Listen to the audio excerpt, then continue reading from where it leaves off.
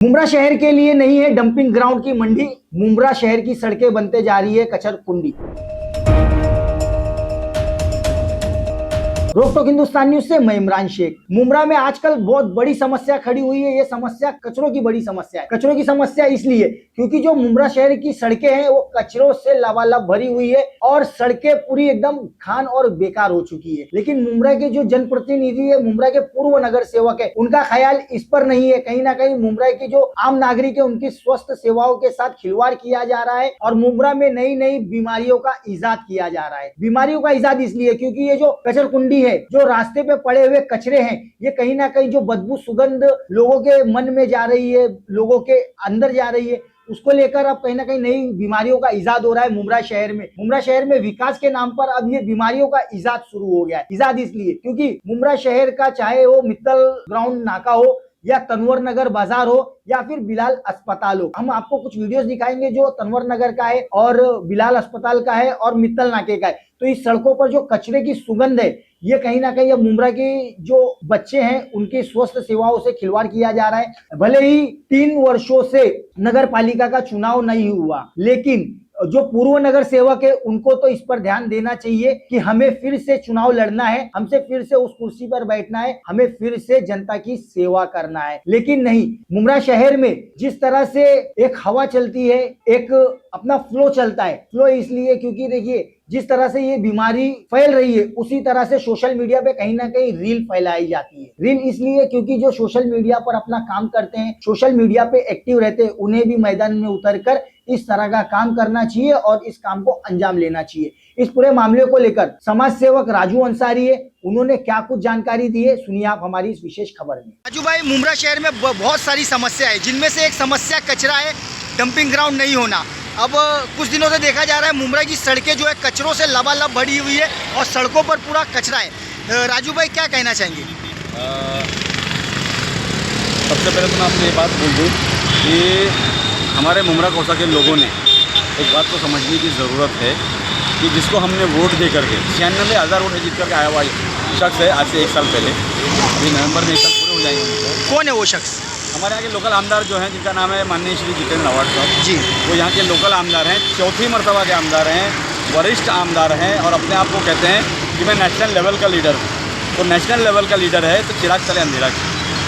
आज उनके वार्ड के अंदर गली गली जगह जगह नाके नाके के ऊपर जो कचरों का अंबार आप मेरे पीछे देख रहे हैं, इतना बड़ा बड़ा अंबार यहाँ पर पड़ा हुआ है, तो ये फेलियर नहीं है क्या ये हमारे मुंब्रा कौसा के लोगों ने उनसे सवाल नहीं करना चाहिए कि इसके ऊपर आपने क्या किया अभी तक, क्यों नहीं आपने अब तक ये कचरे को उठाया? आज ये हाल है हमारे मुंब्रा कौसा का कि हमारे बहुत सारे बच्चे बीमार हो रहे हैं, कहीं ना कहीं मुंब्रा के स्वास्थ्य के साथ, सेवाओं के साथ खिलवाड़ हो रहा है। हमारे बच्चों के ऊपर typhoid, malaria, dengue, hanta fever, Japanese flu, ऐसे बहुत सारे अलग अलग फीवर ईजाद हो रहे हैं। क्यों हो रहे हैं? इस वजह से हो रहे हैं, ये कचरों का अंबार पड़ा हुआ है। आज हमारे मुंब्रा शहर में अगर कोई बाहर से लोग आते हैं तो वो हमने नाम रख कर आते हैं कि आपका मुंब्रा शहर का गंदा क्यों है, आपके मुंब्रा शहर में इतने सारे कचरे के अंबार क्यों पड़े हुए हैं, हम क्या जवाब दें?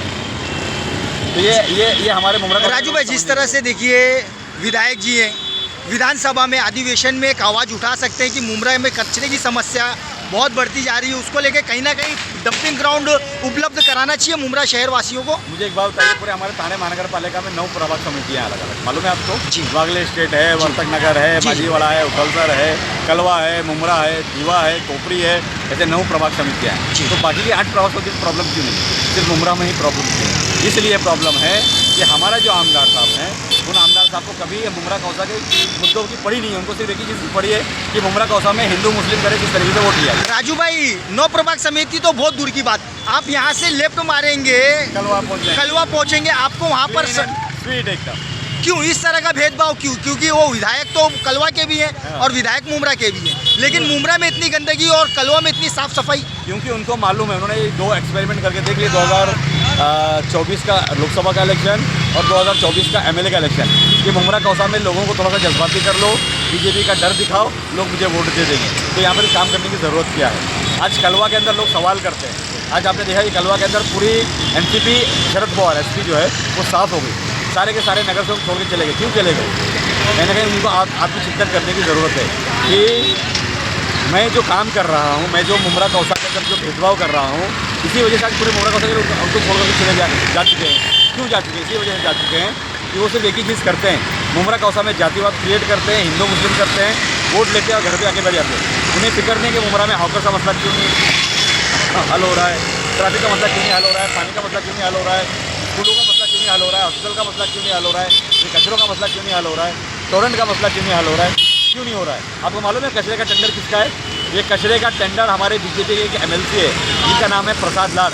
उन्हीं की कंपनी का नाम है क्रिस्टल, और इस क्रिस्टल कंपनी ने टेंडर को लिया हुआ है। और मैं ये समझता हूँ कि जानबूझ करके मुमरा कौसा के साथ में दुर्व्यवहार किया जा रहा है, और ये मिली जुली सरकार है, मिली जुली भगत है। मुमरा की ट्रैफिक समस्या हो या कचरे की समस्या, उस पर बोलने वाले पर झूठी FIR करके उसे जेल में बंद कर दिया जाता है। आप समझ रहे होंगे मैं किसकी बात कर रहा हूँ। मैं साफ समझता हूँ कि आज जो रफ़ीक कामदार साहब के साथ में जो हो रहा है, वो कहीं ना कहीं जो पिछले 4-5-6 महीनों से वो अटैक कर रहे थे हमारे यहाँ के लोकल आमदार जितेंद्र अवार्ड साहब को, तो ये उसी का नतीजा है कि उन्हें अरेस्ट करवा के अंदर डलवाया गया है जानबूझकर एक शर्त के मातहत, और उनकी कहीं ना कहीं उनकी एक जो पत्रकारिता की जो लाइफ है उसको ख़त्म करने की कोशिश की जा रही है। राजू भाई, आप और आपकी पार्टी किस तरह से ये सब समस्या को लेकर मुमरा शहर में अब काम करेगी?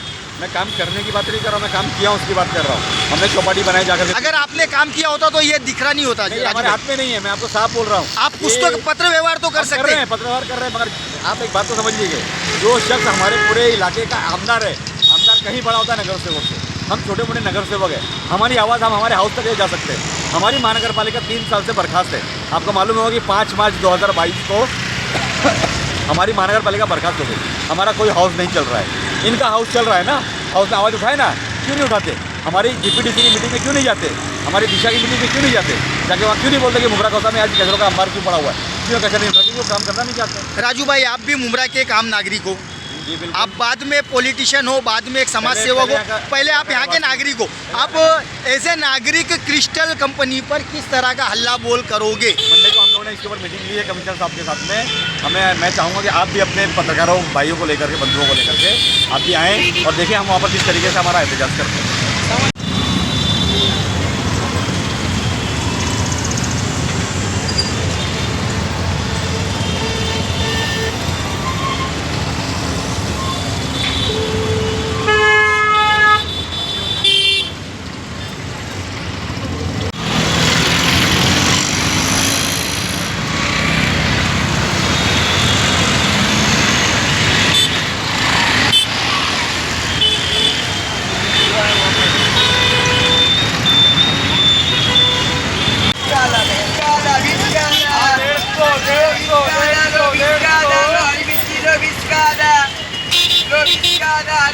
Lo biscada,